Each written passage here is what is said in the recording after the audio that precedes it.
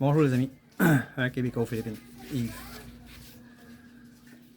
Excusez l'accoutrement, il fait énormément chaud. 32 avec un facteur humidex de 42. C'est pas la pire place. Hier, il y a eu des records de chaleur. Certaines villes, 57. Sur l'île de Lausanne, 35, 37. Ça, c'est avant le facteur humidex. C'est chaud. Je vais faire une vidéo sur, comme le titre le dit, sur le coût des maisons. Mais dire un prix exact, c'est impossible. Parce que ça va dépendre de votre localisation aux Philippines, de votre location, où est-ce que vous allez vous situer, quel environnement vous allez choisir. J'ai été avec des prix que j'ai trouvés en faisant des recherches. Mais là, c'est toujours entre ça et ça. De ça à ça. Ça dépend toujours si vous êtes dans une ville, petite, moyenne et grosse, un environnement rural, donc dans des barangays à l'extérieur de la ville, qui sont toujours dans la ville, mais pas dans la ville même, la ville propre, comme ils disent ici. Ici, ils disent proper town. Des petites îles, montagnes, près des grandes villes ou non. Les prix énoncés sont approximatifs, toujours. Certains sites parlent de 33 types différents de maisons. Moi, je dirais plutôt des modèles de bungalows différents, des modèles de maisons détachées, des maisons de modèles, des modèles de maisons attachées, etc. Il y a peut-être 33 modèles différents de maisons de type moderne. Peut-être que dans ça, ils vont nommer les maisons de type traditionnel, comme je vais parler de moi. Il y a d'autres sites qui disent 10. Moi, je me contente de 7 types de maisons. Et non pas de modèle, mais de type de maison. Puis 3 types d'appartements, incluant les condos. Ça n'a pas été facile de trouver les prix. Parce que la plupart des sites qui en parlent, ils ne parlent jamais de prix. J'ai beaucoup cherché. J'ai finalement réussi à trouver des endroits qui en parlaient.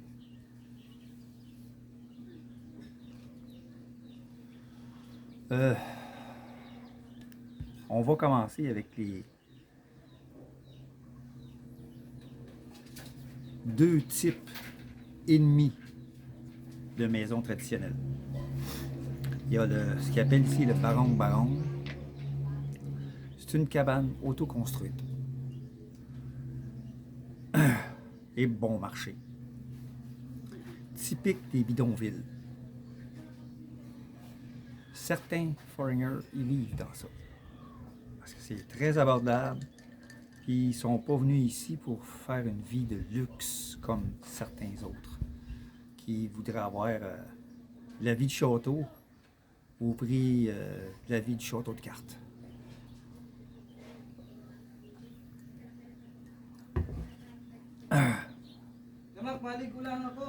C'est fait à partir de matériaux de récupération, la plupart du temps.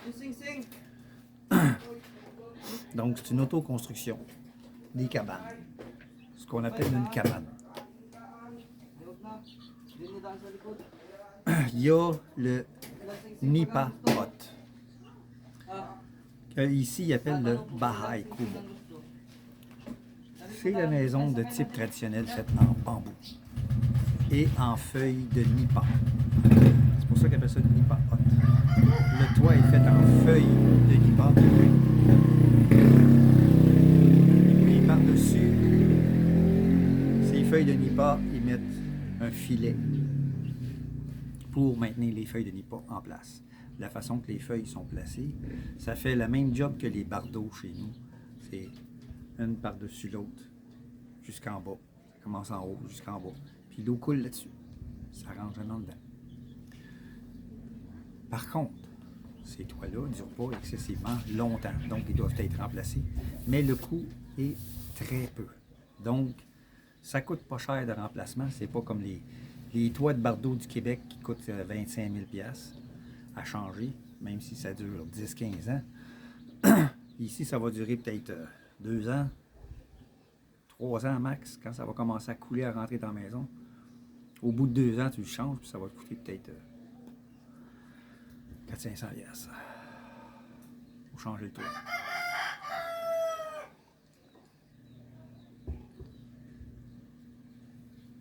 C'est beaucoup plus frais que les toits de tôle. De la maison que je vais parler maintenant, la maison moitié traditionnelle, comme il y a ici. Beaucoup de gens ici construisent des maisons comme ça, en briques. Ils la finissent comme en face. Je vais vous montrer. On ne voit pas très bien. Vous voyez, le mur, il est fini en ciment. Donc, c'est des briques, puis le mur est fini en ciment comme ça. Ce que je dis de type mi-traditionnel, c'est que le toit, contrairement aux maisons chez nous au Québec, le toit ne touche pas au mur. Donc, il y a de l'air qui rentre partout. On n'a pas besoin d'entretoit, puisque la chaleur va sortir par là. Plus le plafond est haut, moins la maison va être chaude à l'intérieur. La plupart des maisons que j'ai vues ici, les toits ont à peu près 7 pieds. Donc, les murs, ils ont à peu près 7 pieds. Donc, il fait chaud dans ces maisons-là. La mienne que j'avais construite, moi j'avais fait mettre ça à 9 pieds, c'était beaucoup moins chaud. C'est ce que je conseille. Les toits, c'est fait comme les toits de Barong. C'est fait en tôle, avec du bois de coconut. La mienne, j'avais fait, au lieu d'utiliser du bois de coconut, j'avais utilisé des barres en acier. Des barres en C. En acier. Qui allait tout le long. Puis la tôle a été vissée là-dessus. C'est plus sécuritaire pour le vent. À cause, pendant la saison des pluies, parfois il y a du vent. Il y a des tempêtes tropicales. Les va s'en aller. Et qui aime ça faire du bruit. Faut toujours ça y aller au maximum.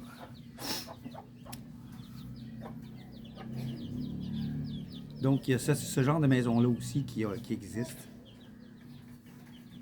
qui est de plus en plus utilisé par les gens ordinaires.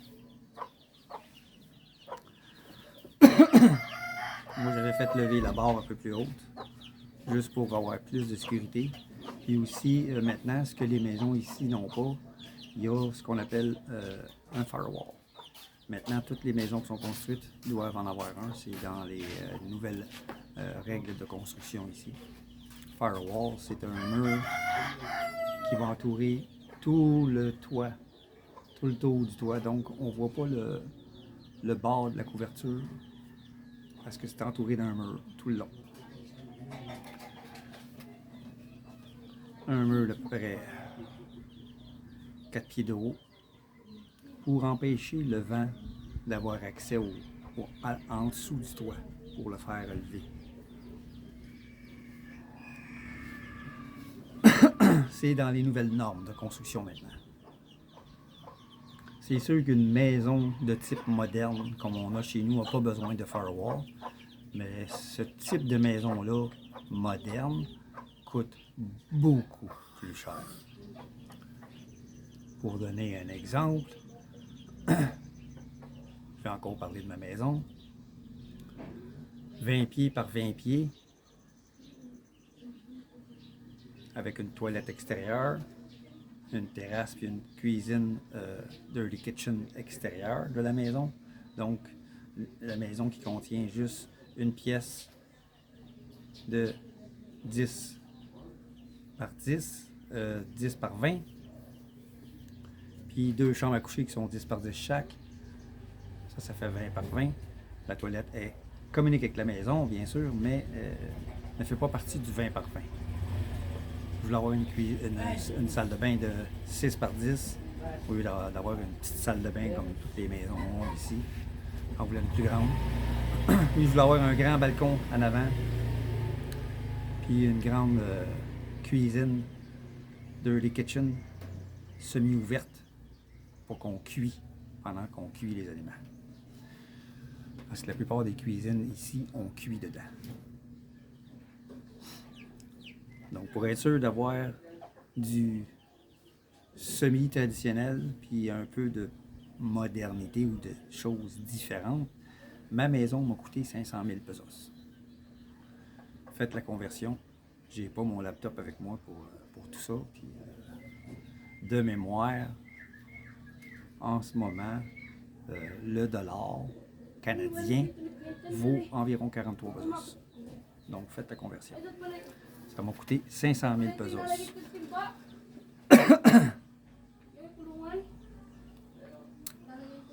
Pour ma maison. Tandis qu'une maison comme ici, ça a coûté à peu près à construire 150 000. Maintenant, ça vaut plus cher. Ça coûterait environ entre 250 et 300 000 à bâtir maintenant. Une maison comme celle-là.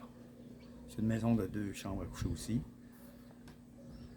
Avec toute petite terrasse en avant. Une toute petite cuisine dirty kitchen. Puis une toute petite salle de bain. Puis le toit, au lieu d'être le plafond, au lieu d'être le mur, au lieu d'être 9 pieds de haut, ici c'est 7 pieds de haut. Donc c'est pour ça que je dis entre 200 300, 250 300 000. Ça coûterait à construire.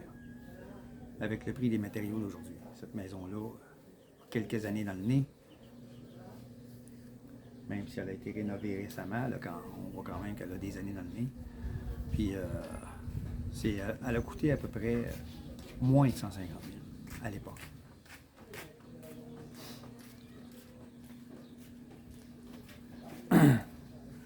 Donc, on va continuer avec les types de maisons puis leur prix. Il y a un étage détaché. Maison bien ordinaire. Mais toutes ces maisons-là qui vont suivre sont plutôt de type moderne. Donc, les murs touchent au plafond. Ça doit être que les prix explosent. Pour un étage d'une maison détachée, une à 2 chambres à coucher, ça va de 1,25 à 3 millions de pesos. Pour donner un average, là, 1 million de pesos équivaut à peu près à 25 000 $ canadiens. Entre 25 et 27 000. Tout dépendant de la valeur du pesos. En ce moment, c'est 43. Fait que ça irait à 25 000. Plus le pesos vaut cher, moins le dollar canadien vaut cher, bien sûr. Ça, c'est de base. Une maison moyenne qui, elle, a 2 chambres à coucher, c'est 3 à 6 millions.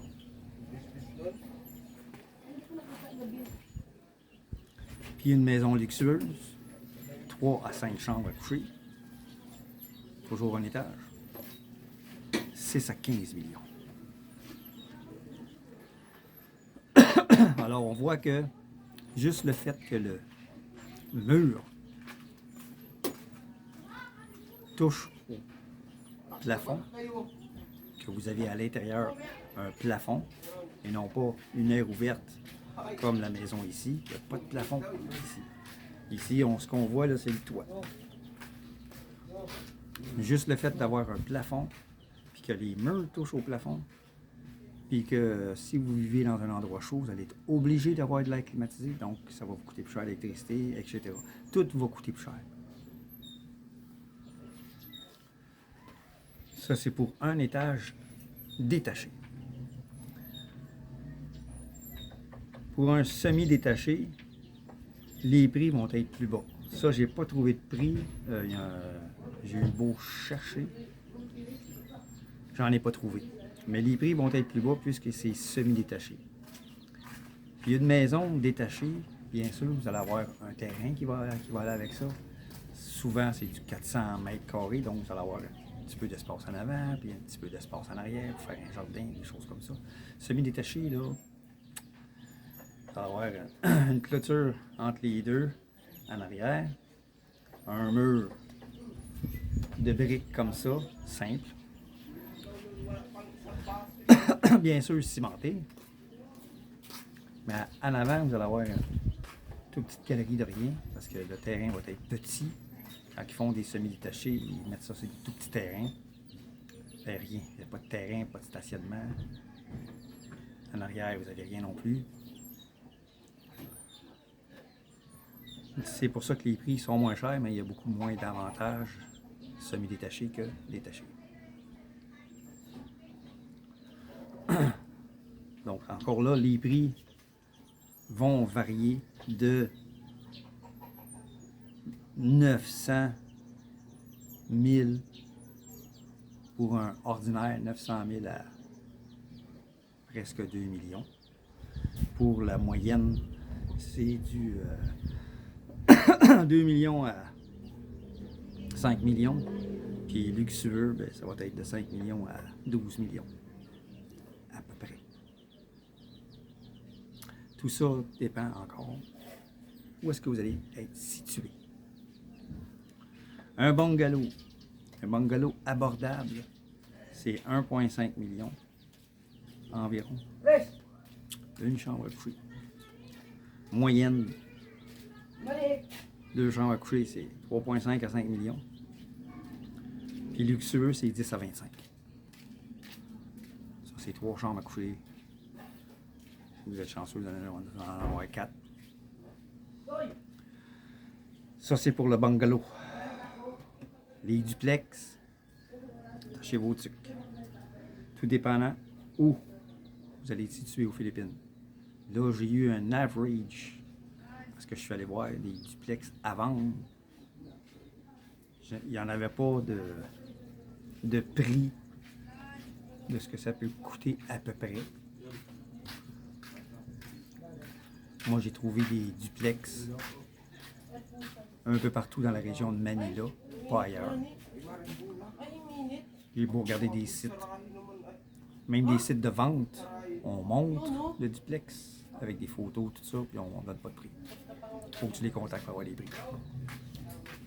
Donc, le seul site que j'ai trouvé qu'il n'y avait qu'une seule photo, c'était le duplex en tant que tel, à la vue de l'extérieur, avec le prix de vente.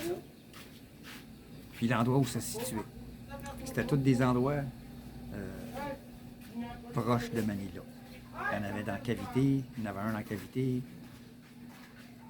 y en avait un petit peu plus au nord de Manila, juste la ville au nord. Puis les autres, c'était toutes des villes qui étaient dans le métro Manila.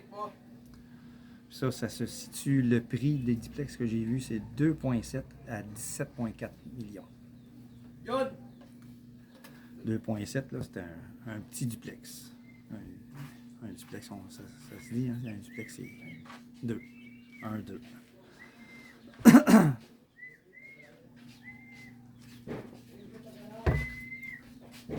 Deux logements. Vous voulez vivre dans un puis louer l'autre. Dépendant où est-ce que vous allez choisir, c'est 2,7 à 17,4 millions. Puis vous ne trouverez pas de duplex en province, dans une petite ville de province. Si vous en trouvez, ça ne sera pas quelque chose de beau à regarder. Ça va être quelque chose de transformé. Un édifice commercial qui a été transformé en duplex pour être vendu à des foreigners à des prix de fou. Faites attention. Regardez l'année de construction du bâtiment. Vous allez vous rendre compte que, en voyant l'intérieur, vous allez voir que c'est beaucoup plus moderne que l'année de construction du bâtiment. Donc, il pourrait y avoir éventuellement des problèmes avec la plomberie, etc. Ça a été refait. Souvent, ça a été refait à la va-vite. Ça a été fait pour être vendu à des foreigners.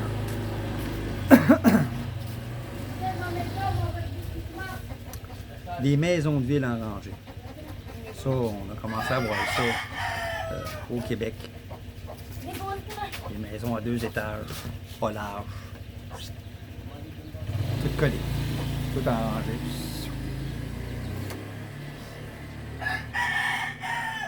Ça, tâchez vos tucs, c'est 30 à 40 millions. C'est l'average que j'ai eu pour toutes les Philippines. Ensuite, on a les condos. Les condos, c'est la seule chose que vous pouvez posséder à votre nom. Sans problème. Vous pouvez avoir une maison à votre nom si vous êtes avec votre conjointe, mais le terrain en dessous, c'est à votre conjointe. Si ça ne marche plus avec elle, si vous n'avez pas un contrat de signer pour la maison, un bail. C'est bien beau de mettre la maison à son nom, là, dire moi je veux posséder ça. Faites-vous faire un bail. Parce que si ça ne marche plus avec elle, vous êtes obligé de vendre. Elle va vous faire obligé de vendre. Tu te débarrasses. Tu n'as pas de bail. Tu es hors la loi sur mon terrain. Ou vous êtes obligé de vendre.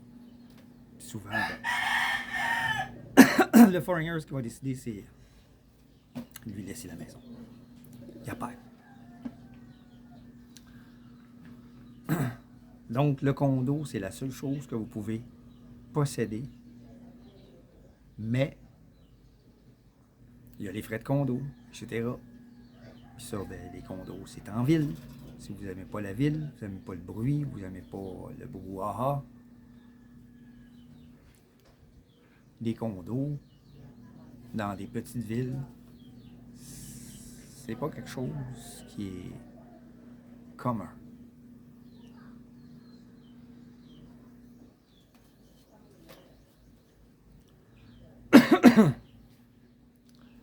Un condo, ça peut offrir souvent quand vous allez acheter ça.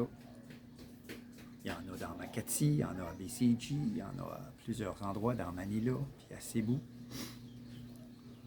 Souvent, vous avez une piscine, un gym. Parfois, salle de lavage. C'est pas commun ici, les salles de lavage. Il y a des buanderies à l'extérieur. Il faut emmener nos vêtements à l'extérieur. Ou il y a des services de buanderie que ils vont venir chercher votre linge, laver, sécher, plier, vous le ramènent, vous payez. Il y a des services comme ça. Ça existe. Parfois, le service existe dans votre édifice à condo. Puis la personne travaille pour l'édifice à condo. Les machines sont là sur place. Mais vous n'y avez pas accès aux machines.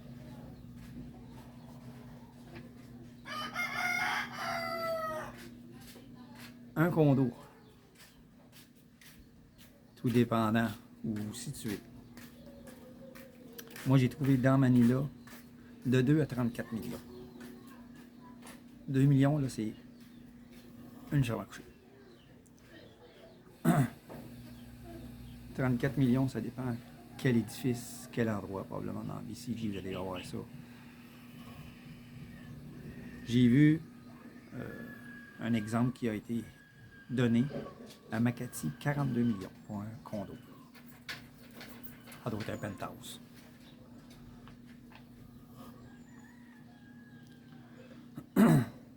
Donc, ça, c'est pour les condos. Les appartements de type condo. Ça se voit de plus en plus. Le propriétaire fait des blocs, 2 étages, en long. Des appartements, en bas, en haut, en bas, en haut, en bas, en haut. Avec un petit balcon en avant. Un petit balcon au deuxième. La chambre. La chambre. Une chambre. S'il y a une deuxième chambre, il y a probablement un balcon en arrière aussi.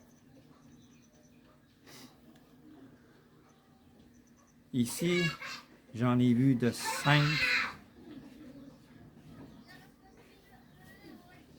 à 15 000 pesos.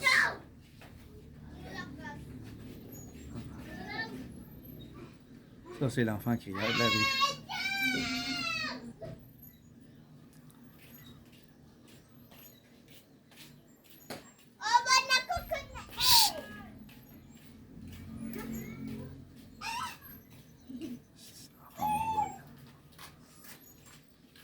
Ça a 8 ans puis ça hurle tout le temps, comme un bébé. Eh boy. Donc,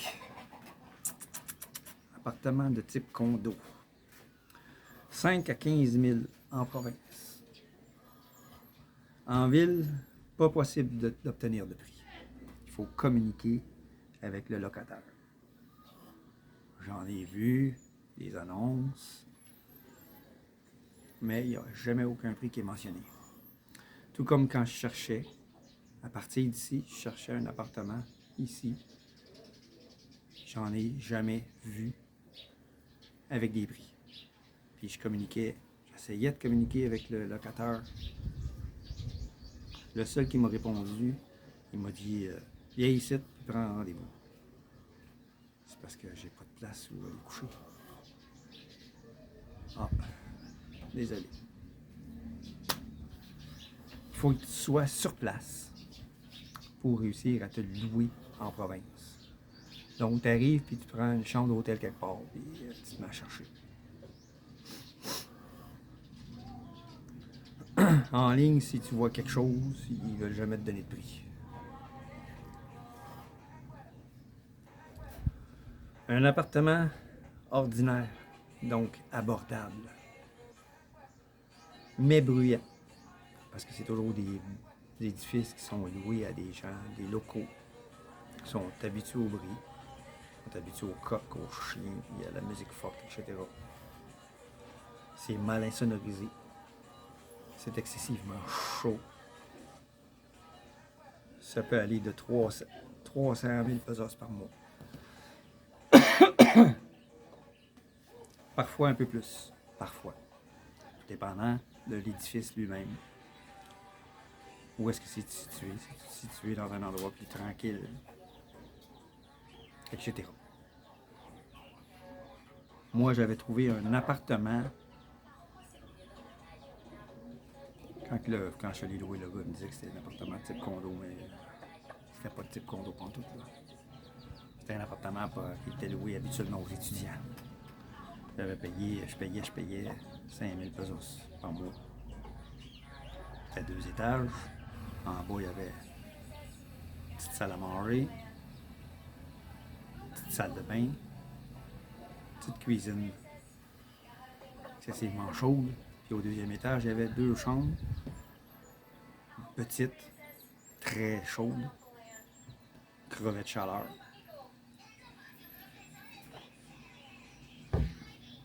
C'était excessivement bruyant.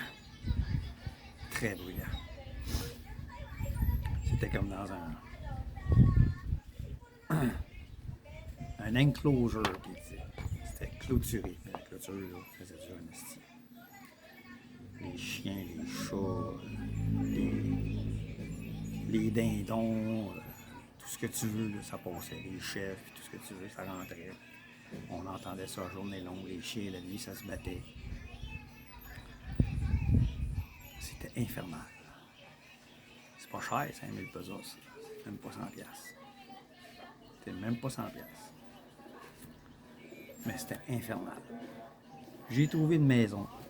Après ça, dans le barangay suivant ici. Je payais le même prix. 5000 pesos. C'était une grande maison de type moderne. 2 chambres à coucher. Mais pourquoi il y avait 2 salons?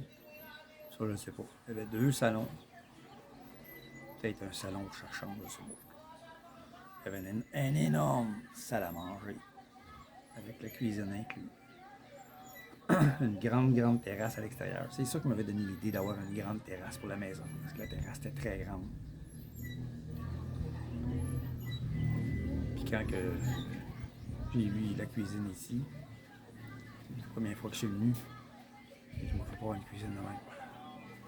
Quand que j'ai eu l'idée de la grande terrasse, j'ai dit qu'en arrière, on va faire une grande cuisine extérieure qui va communiquer avec la maison, mais semi-ouverte. Donc j'avais un mur comme ça. Le reste, c'était tout en grillage, en style matting, comme ils disent ici. C'était tout fermé. C'était fermé, mais le style matting, ça donnait de l'air. Quand on cuisait, la chaleur, au lieu d'aller sur nous autres puis de rester dans la cuisine, qui habituellement est toujours murée en briques, mur à mur, avec une toute petite fenêtre de rien.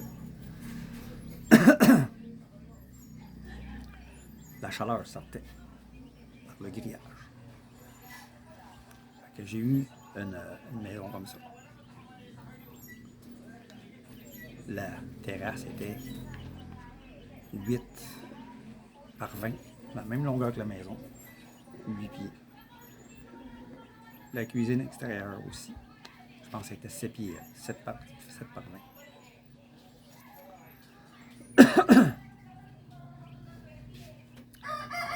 Donc, c'est fini pour les prix, puis les types.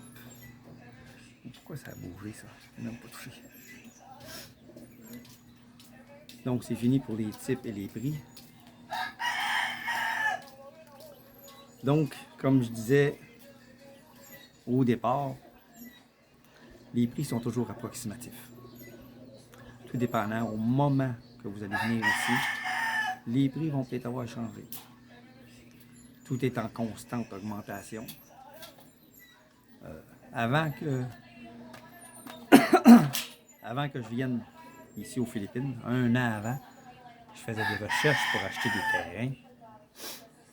J'ai vu des terrains, 1 hectare, plein d'arbres fruitiers. Pourquoi que ça m'a encore bougé? Moi, c'est la table qui n'est pas d'équerre.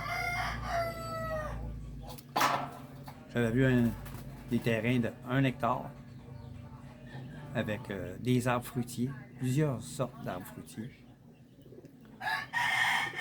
pour environ entre 700 et 900 000 pesos. Dans des endroits assez populaires, même pas ici, là, je parle sur l'île de Luzon. Dans des provinces un peu plus au sud, là. Au nord, je veux dire, parce que ça, c'est le nord par là-bas. Plus au sud de Manila, bien sûr, mais plus au nord d'ici. Je trouvais ça quand même abordable. Même dans une province qui est directement à côté de Manila, j'avais vu un terrain à 650 000, 1 hectare. Pas beaucoup d'arbres fruitiers, mais le terrain est quand même plat. Intéressant. Quand je suis arrivé ici, à Manila, j'ai commencé à regarder des terrains. Oh! Les prix avaient doublé.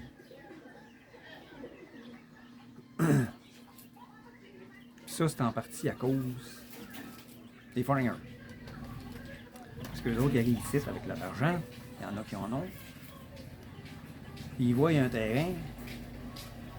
Oh, juste 3 millions. 3 millions, c'est 60 000 piastres. 60 000 piastres, c'est quoi, c'est un hectare. Là-bas, si pour un hectare, ils vont payer ça à plusieurs millions de dollars, là. Et ici, à 60 000, c'est rien, ça. Fait que le gars, il demande ce prix-là, il paye. Les prix ont tous grimpé à cause de ça. De ceux qui ne négocient pas. À cause de ceux qui arrivent ici qui ne négocient pas. Ils font pas leur devoir. Parce que pour un, si le gars avait vendu ça à un Filipino, il aurait vendu 300 000 400 000.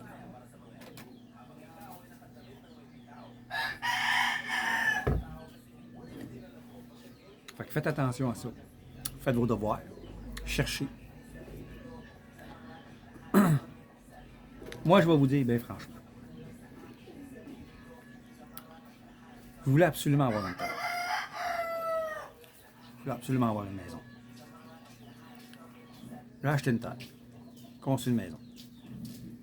J'ai mis ça au nom de ma blonde. Ça, je ne le regrette pas. Parce que ma blonde, elle a ma chale pour que je vende. Vends. T'es pas heureux là-bas. Vends. T'es pas heureux. Loue-toi quelque chose, là. Profite de la vie. Profite de ta pension. Profite de ta retraite. J'en veux pas de ton argent, moi. Je veux juste ton amour, c'est tout. Je suis chanceux pour ça. Il y en a d'autres qui sont moins. Il y en a d'autres qui se font crosser. Il y en a d'autres qui se font avoir. Un coup que la maison, le terrain est au nom de la madame, le gars, il se fait sacrer dehors. Ça arrive. Donc, faites attention. Prenez votre temps. Je vais vous donner un conseil. Achetez pas. Louez. N'achetez pas. Si vous achetez, soyez absolument sûr de votre Philippine. Prenez votre temps. Arrivez pas ici, puis un mois plus tard, acheter un terrain, puis bâtir une maison. Parce que un an après, vous allez être dehors. Il y a des grosses chances. Des grosses chances. J'ai une autre vidéo qui s'en vient, qui plaira peut-être pas à mes abonnés. Récemment, j'ai perdu 7 abonnés. J'en avais seulement 286. J'ai perdu 7 abonnés, je suis tombé à 219, puis j'en ai regagné un autre. Probablement qu'ils n'aiment pas ce que je fais, probablement qu'ils n'aiment pas la manière que je suis accoutré, probablement qu'ils n'aiment pas que je fais pas le clown. Je suis pas tout le temps souriant.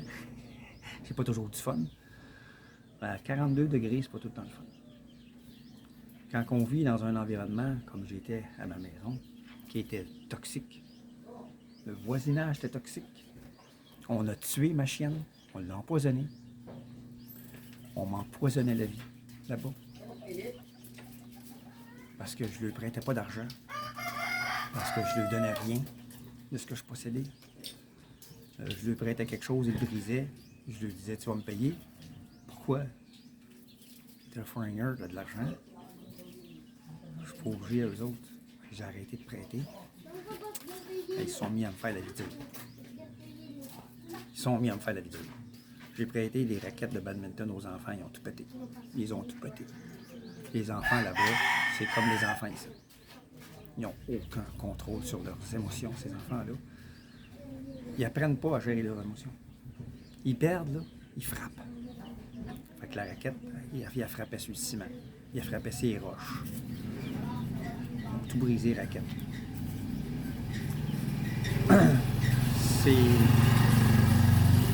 C'est comme ça pour tout. Vous prêtez vos outils, ils les brisent. Ils ne savent pas comment s'en servir. Ils sont bien contents de voir que vous avez une scie, que vous avez telle affaire. Ah, moi, je veux l'essayer. Puis là, ils viennent de l'emprunter pour faire quelque chose, ils le brisent. Parce qu'ils ne savent pas comment s'en servir. Ils n'en ont jamais eu. Ils n'en ont jamais essayé. Mais ils veulent l'essayer. C'est comme des enfants qui veulent avoir quelque chose la première fois. Ah, je vais avoir ça, je vais avoir ça, je vais avoir ça. Les parents, ils l'achètent. Au Québec, hein? Ils achètent ça. Ils jouent une demi-heure avec. Ils ne savent pas comment que ça marche. Ils ne savent pas comment faire. Ils brisent. Ils se fâchent, ils brisent. Oh, pauvre petit gars. Mais c'est comme ça qu'ils agissent, même les adultes. Il y a beaucoup d'immaturité. Je vais en parler dans une prochaine vidéo. Sur ce, les amis, je vous dis à la prochaine.